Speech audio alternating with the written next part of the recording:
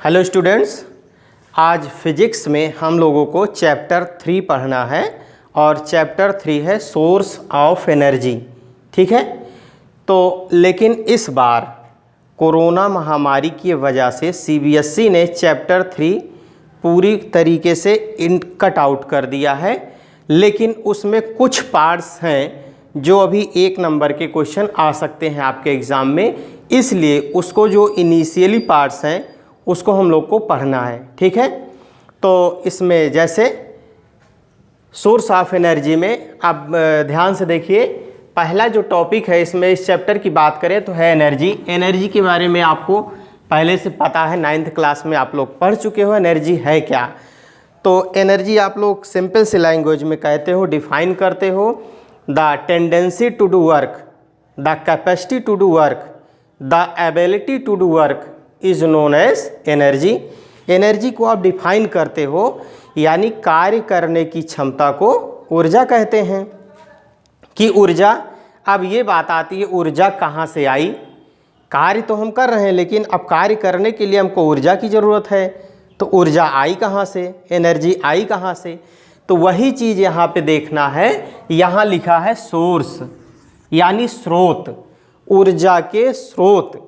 ऊर्जा आती कहाँ से, एनर्जी आती कहाँ से, हम लोग ऑब्टेन कहाँ से करते हैं, तो उसी सोर्स के बारे में हमको पढ़ना है। किसके सोर्स के बारे में? एनर्जी के सोर्स के बारे में, कि एनर्जी के कितने सोर्स हैं। How many source of energy you have already learn in previous class 9th about source of energy.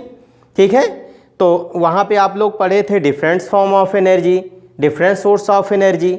यहाँ पे सेम चीज़ें वही पढ़ना है, थोड़ा उसी का डिस्क्रिप्टिव फॉर्म पढ़ना है। ठीक है, जो कि इस बार वो कट आउट हुआ है, ये आपको जानकारी भी है।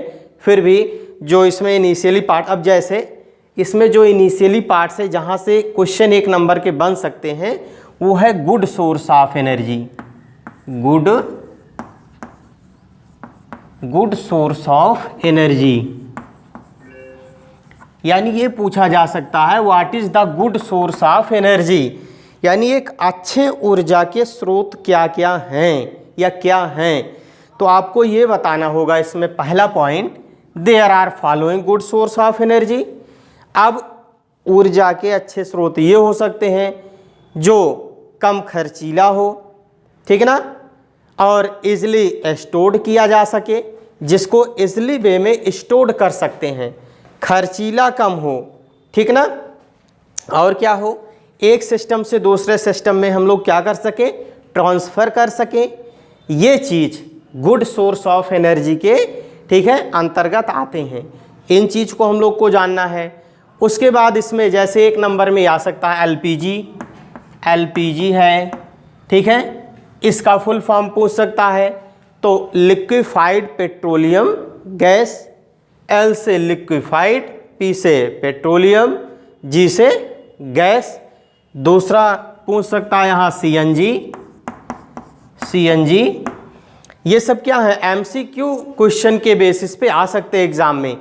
सीएनजी क्या है, कंप्रेस्ड नेचुरल गैस, ठीक है, कंप्रेस्ड, सी से कंप्रेस्ड, एन से नेचुरल और जी से gas, compressed natural gas.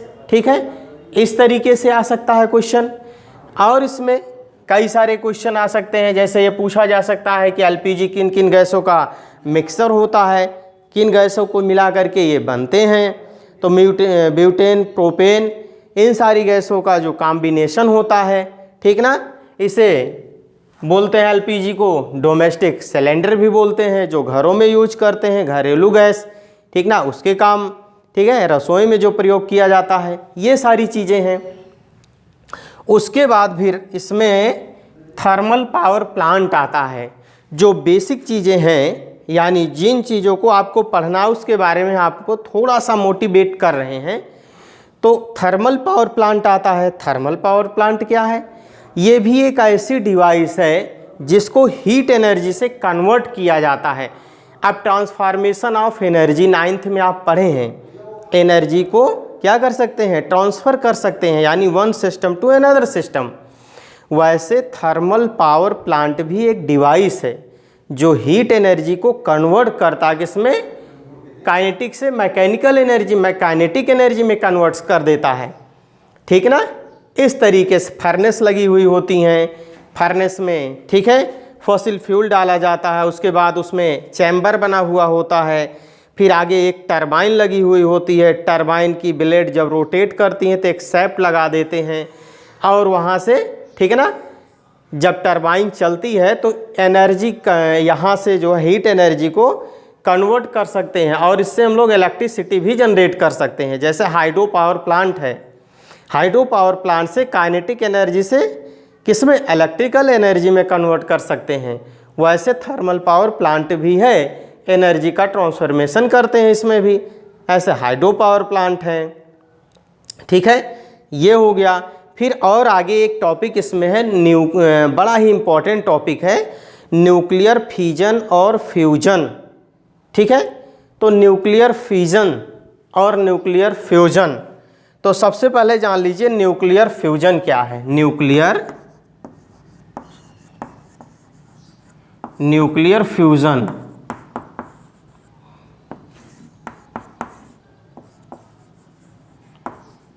Nuclear fusion reaction. अब इसमें है क्या, न्यूक्लियर फ्यूजन नाभिकीय विखंडन। इसमें होता क्या है, सिंपल सी बात, साधारण बात, कि एक हैवी नाव, ठीक है, न्यूक्लियस ब्रेक हो जाता है टू स्मॉल न्यूक्लियाई में। एक हैवी न्यूक्लियस ब्रेक डाउन होता है किसमें, छोटे छोटे न्यूक्लियाई में, और ट्रेमेंडस अमाउंट ऑफ एनर्जी रिलीज होती है, उसी को क्या बोलते हैं, न्यूक्लियर फ्यूजन रिएक्शन। जैसे यूरेनियम 92 यूरेनियम एक बहुत बड़ा हैवी न्यूक्लियस, और जब ये ब्रेक होता है तो क्रिप्टॉन और बेरिलियम में ब्रेक हो जाता है और इसमें maximum amount of energy release होती रहती है, ठीक ना। इसी को क्या बोलते हैं, न्यूक्लियर फ्यूजन रिएक्शन। इसी का सेम अपोजिट दूसरा है न्यूक्लियर, ये पहला हो गया, इसके बाद nuclear fusion, nuclear fusion reaction. तो इसमें है क्या, अब इसमें सेम अपोजिट फ्यूजन का, इसमें छोटे छोटे न्यूक्लियाई कंबाइंड होकर के एक बड़े न्यूक्लियस बनाते हैं, ठीक ना, और मैक्सिमम अमाउंट ऑफ एनर्जी इसमें भी रिलीज होती है, उसको बोलते हैं न्यूक्लियर फ्यूजन रिएक्शन, ठीक है। जैसे ड्यूटेरियम, ट्राइटियम, हाइड्रोजन के 3 आइसोटॉप्स हो गए, ठीक है, 1H1, 1H2 और 1H3, ठीक ना। तो इसमें छोटे छोटे न्यूक्लियाई, ठीक है, कंबाइंड होकर के एक बड़े न्यूक्लियस बनाते हैं, बड़े न्यूक्लियस का, एटम का निर्माण करते हैं। तो इस रिएक्शन को बोलते हैं क्या, न्यूक्लियर फ्यूजन रिएक्शन। तो मोस्टली आपको दो यहाँ से ये पढ़ने हैं, उसके बाद गुड सोर्स ऑफ एनर्जी के बारे में पढ़ने हैं, LPG CNG का फुल फॉर्म पढ़ना है, ठीक ना। ऐसे ऐसे MCQ क्वेश्चन टाइप के छोटे छोटे क्वेश्चन इस चैप्टर से क्या करना है, हम लोग को तैयार कर लेना है, ठीक है। बाकी इस लेसन को इस बार CBSE ने कट कर दिया है। Okay, thank you.